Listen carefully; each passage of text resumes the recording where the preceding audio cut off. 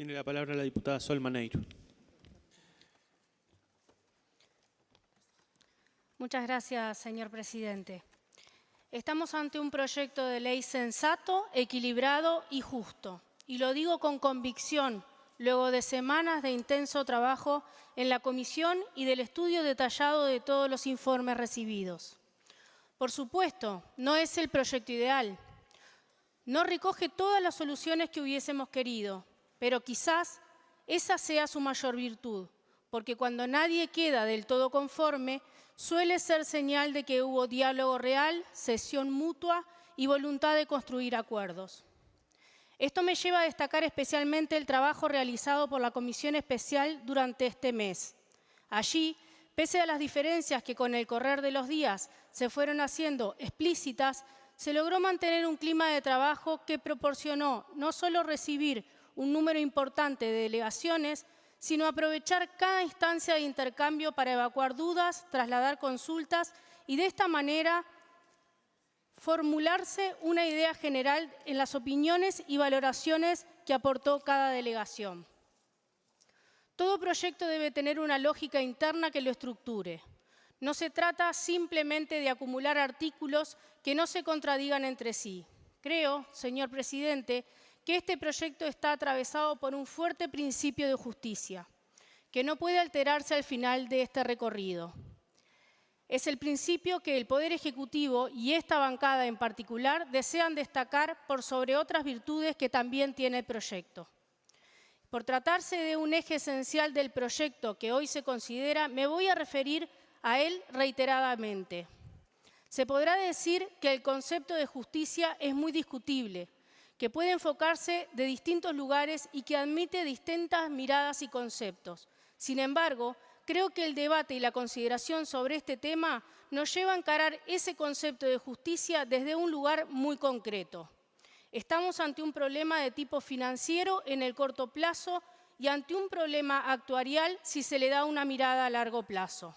Pero en definitiva, tenemos una realidad económica en sentido amplio que se debe atender. Y es allí donde el concepto de justicia cobra una dimensión específica. La solución al problema requiere inevitablemente de dinero. Demanda que distintos actores hagan un esfuerzo muy concreto. Y este proyecto viene a solucionar esa dificultad y a darle estabilidad a la caja por las próximas 2 décadas. Esa solución, además, debe estar mediada por un principio de distribución justa de las cargas. Hay una situación más que complejiza este panorama. Es la necesidad de encontrar una solución de manera urgente. El problema está sobre la mesa hoy en sentido casi que literal, porque estamos transitando el último mes en que la Caja puede hacer frente a sus obligaciones con fondos propios. Por lo tanto, la urgencia debe ser considerada con la máxima seriedad. Decía, señor presidente, que el proyecto se aproxima al concepto de justicia a través del equilibrio en el reparto del esfuerzo contributivo de cada sector involucrado. Por supuesto que no se trata de un reparto lineal, porque como bien se sabe, tratar a todos por igual no asegura ningún sentido la igualdad ni la justicia. En todo caso, se trata de distribuir el esfuerzo de forma equilibrada y proporcional. Dicho de otra forma, no creyó el Poder Ejecutivo, ni cree esta bancada, que la solución se encuentra en los extremos. No creemos que la solución deba provenir solo del esfuerzo de los cotizantes activos ni los jubilados inpensionistas, pero tampoco pensamos que deba venir solo del Estado y de la sociedad en su conjunto. Esta posición tiene que ver con el diagnóstico que hacemos de cómo llegamos a la situación actual y los motivos que nos han conducido a esta situación tan compleja. No llegamos a esta situación por acción u omisión de un único responsable. De hecho, señor presidente, a los efectos del debate en esta Cámara, pero también de la seriedad que el tema requiere, prefiero no entrar en el terreno de asignar responsabilidades ni señalar de manera acusatoria el comportamiento de ningún actor involucrado. En todo caso, me limitaré a decir que la responsabilidad es compartida. Decía que la solución planteada surge en parte como respuesta del diagnóstico que se hace de la situación en general, y ese diagnóstico tiene elementos políticos, pero también técnicos que por la complejidad del tema no se pueden dejar de lado. Me detendré rápidamente en algunos elementos técnicos bien señalados en el informe en mayoría que se dio en esta Cámara. En primer lugar, hay un componente demográfico que tensa la ecuación financiera. En segundo lugar, hay una realidad que tiene que ver con el cambio en la forma de ejercicio de los profesionales universitarios, donde el trabajo en relación de dependencia ha ganado terreno. También hay una situación basada en la realidad laboral de los profesionales que los lleva a frenar en las primeras categorías de aporte y en la forma de actualizar el valor de los timbres. Sin embargo, lo más determinante es el desequilibrio actuarial de la caja. Me refiero al desbalance entre lo que se aporta y lo que se recibe. Esta situación fue detalladamente expuesta por el directorio de la Caja en el documento que hizo llegar a la Comisión Especial. Allí se señala que, en promedio, los jubilados recuperan lo aportado en pocos años y a partir de entonces continúa recibiendo prestaciones durante un largo periodo, lo que agrava el desbalance estructural del sistema. Es decir, que, de acuerdo a estas estimaciones que hace la Caja, se recibe el doble, por lo menos, de lo que se aporta.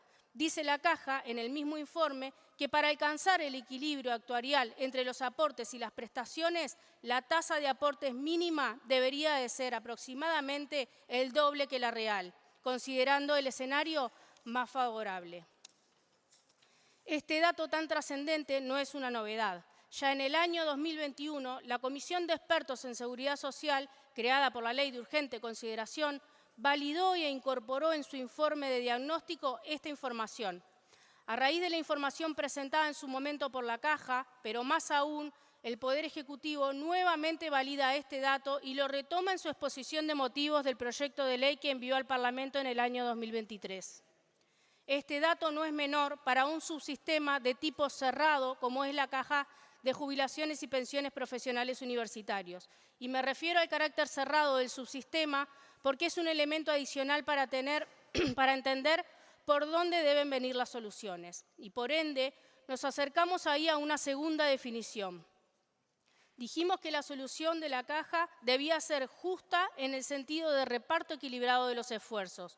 Y ahora le agregamos que quienes deben asumir la responsabilidad del esfuerzo son precisamente los jubilados y pensionistas, los profesionales cotizantes activos a la Caja y también el Estado, lo que podría asimilarse fácilmente a la sociedad en su conjunto. Y como los recursos económicos son finitos, no hace falta aclarar que lo que se destine a un lado no se destina a otro. Por tanto, no es indiferente la solución a la que se arribe para el Estado y, por lo tanto, para la sociedad. Este principio fue el que estructuró el proyecto que se pone hoy a votación. Sin embargo, decíamos que el proyecto no solo distribuye las cargas de forma equilibrada y proporcional, sino que también contempla distintas realidades. Empecemos por el caso de la tasa de aportación para los activos. Es cierto que como principio general se aumenta, pasando del 18,5% actual al 22,5%. Hay un incremento similar al propuesto en el proyecto de ley del 2023. En aquella propuesta se planteaba un aumento inicial de la tasa de aportación a 19% y la autorización al directorio de la Caja para disponer aumentos posteriores hasta llegar al 22,5%. El uso de esta autorización se daba prácticamente por descontado por parte de las autoridades del momento. No se entiende entonces la postura de quienes hace 2 años veían esta situación como algo no solo posible, sino esperable, ahora reniegan de esta solución de manera enfática. ¿Era parte de la solución antes y ahora no? Para las autoridades de aquel momento resultaba, repito, lógico y esperable que el 19% inicial se viera aumentado en el corto plazo por las autoridades de la Caja. Y a la luz de las proyecciones que hizo la Caja posteriormente, hay que decir que estaba muy bien orientado el Poder Ejecutivo. Hubiese sido necesario elevar la tasa de aportación al 22,5%. La coincidencia con la propuesta que estamos realizando en este proyecto no es, por lo tanto, casual. Pero si el aumento de la tasa de aportación es cierto, no es menos cierto que se plantean 2 cambios que son además sustantivos. El primero plantea crear una escala alternativa de aportación definida por 15 categorías y con saltos entre un grado y otro más moderados. Esta alternativa estará presente no solo para los nuevos cotizantes, sino también para quienes ya se encuentran en actividad. El segundo cambio, que en nuestra opinión es sustancial, es el que surge de habilitar a los profesionales mantener el mismo monto de aportación que hasta el momento. Es decir, si los profesionales así lo desean, podrán seguir aportando la misma cantidad de dinero que hasta el momento. Creemos que esto opera como una barrera de contención hacia el eventual aumento de declaraciones de no ejercicio, en tanto la reforma no implica ningún costo inmediato que asumir. Naturalmente, esta opción se vería compensada por un cálculo menos favorable de su jubilación futura. Esto se debe a que la tasa de aportes del 22% aplicaría sobre una escala de efectos más baja para mantener el monto de aporte. Esto está claramente explicado en el proyecto y se justifica en el desbalance actuarial de la Caja. Recordemos que la Caja estimó una tasa de aportación como mínimo del doble para equilibrar ingresos y egresos. Corregir este desbalance actuarial es parte de la necesaria solución. Dicho de otro modo, no hay forma de sostener la Caja a futuro por la relación actuarial que existe. Sumado a esto, se incluyen en el proyecto una serie de modificaciones tendientes a corregir de manera paulatina el desbalance actuarial.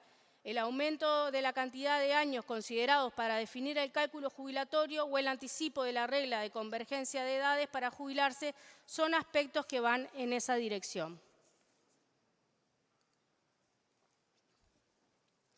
También se plantea una contribución pecuniaria para los jubilados y pensionistas, a imagen de la que ya se concretó en otros subsistemas cerrados que atravesaron dificultades financieras.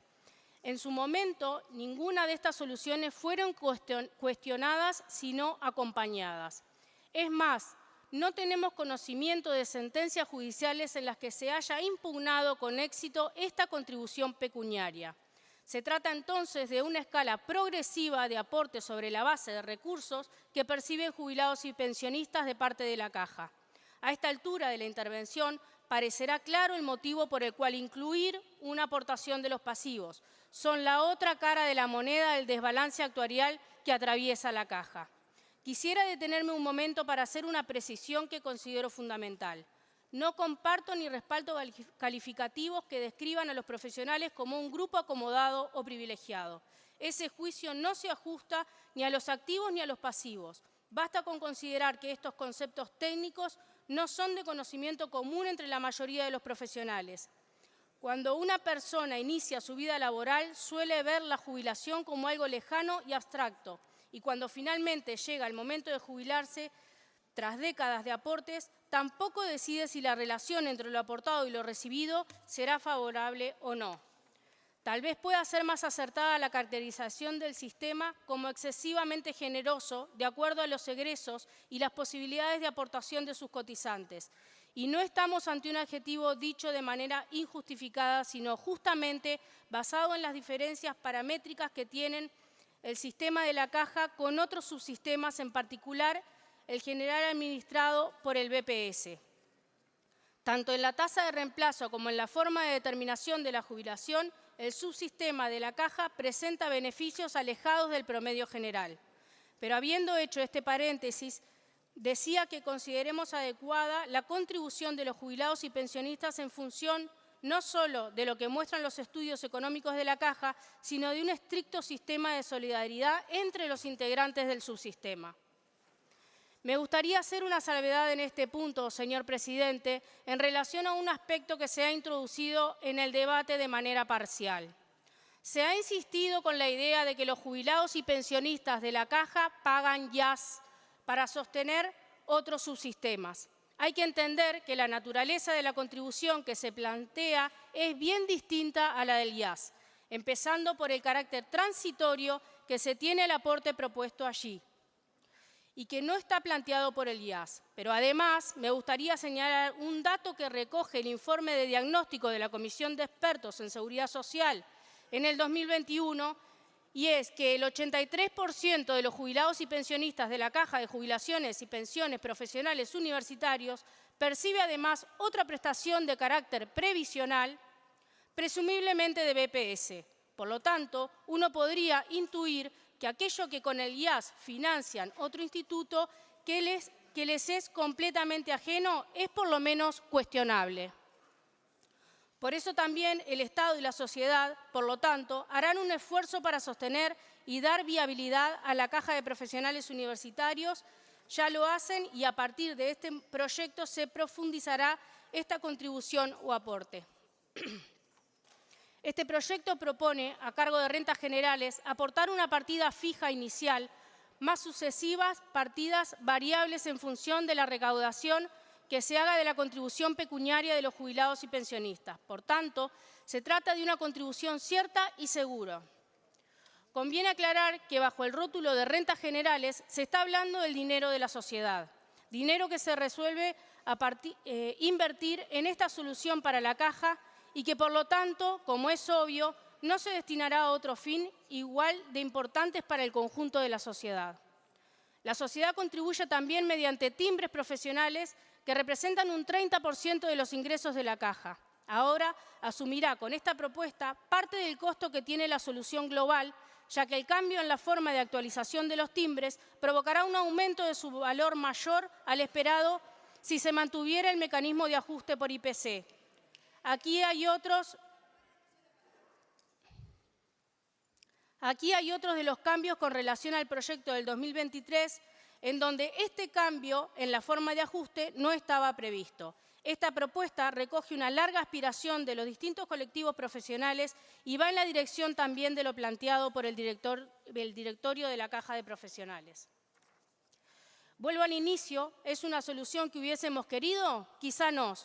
De hecho, la propuesta original del Poder Ejecutivo iba por otro camino, como es de público conocimiento. Sin embargo, se optó por acceder a esta propuesta, una propuesta que no desconocemos que impacta directo en la sociedad consumidora de servicios profesionales, en quien paga una consulta médica, quien compra un medicamento o quien realiza un trámite ante un organismo público que requiera firma profesional. Si tuviéramos que resumir el efecto de distintas contribuciones, encontramos que los activos aportan 40% del total de la solución, los jubilados y pensionistas un 27% del total y la sociedad en su conjunto, vía timbres y aportes de rentas generales, aporta un 33% de la solución. Encontramos aquí un nuevo punto de encuentro en el proyecto del 2023. Decía el Poder Ejecutivo del momento, y cito textual, como criterio general se optó por la selección de un conjunto amplio de medidas y por poner cuidado en la graduación de las modificaciones propuestas. De esta forma se procura que la carga necesaria para sostener la caja se distribuya entre los actores involucrados e incluso la sociedad en su conjunto.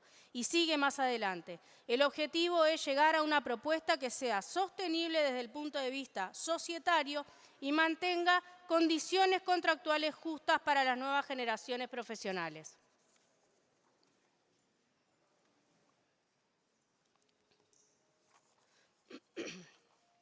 Estoy convencida que este proyecto de ley avanza en la distribución de las cargas con un profundo criterio de justicia, no solo desde lo numérico en cuanto a pensar en partes iguales, sino en cuanto al involucramiento con la solución que necesita de todos. Si el peso de la solución fuese puesto únicamente sobre los hombros de los cotizantes actuales o de los jubilados y pensionistas, seguramente escucharíamos la palabra injusto o injusticia en todas las intervenciones. Posiblemente también se hicieran sucesivas menciones a lo desproporcionado de la solución. Ahora bien, ¿por qué debería ser distinta la evaluación en caso de recostar toda la solución a las finanzas públicas y en la sociedad en su conjunto? Quiero también, señor presidente, destacar un conjunto de iniciativas que forman parte de este proyecto y han estado en los márgenes de la discusión, quizás sea porque afortunadamente contaron con amplio respaldo de todos los legisladores y eso hizo que tuvieran una menor amplificación mediática. Me refiero a iniciativas que en todos los casos significan una mejora. En primer lugar, se establece la compatibilidad de la jubilación por edad avanzada con la percepción de otra jubilación o prestación previsional. Se generaliza ahora para los profesionales con la exigencia adicional de haber cotizado un mínimo de 18 años a la Caja de Jubilaciones y Pensiones. Esto permitirá evitar la eventual fuga de cotizantes que, no viéndose en condiciones de llegar a una jubilación común o normal por la Caja, y teniendo además bloqueada la chance de acceder a la jubilación por edad avanzada, por contar con otra pasividad de otro subsistema, decidan abandonar el aporte previsional.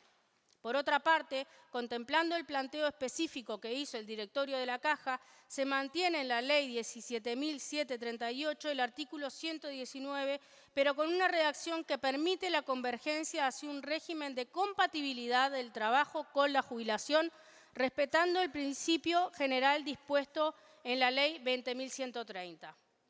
También se modifican aspectos referidos a la incapacidad temporal y al subsidio por maternidad.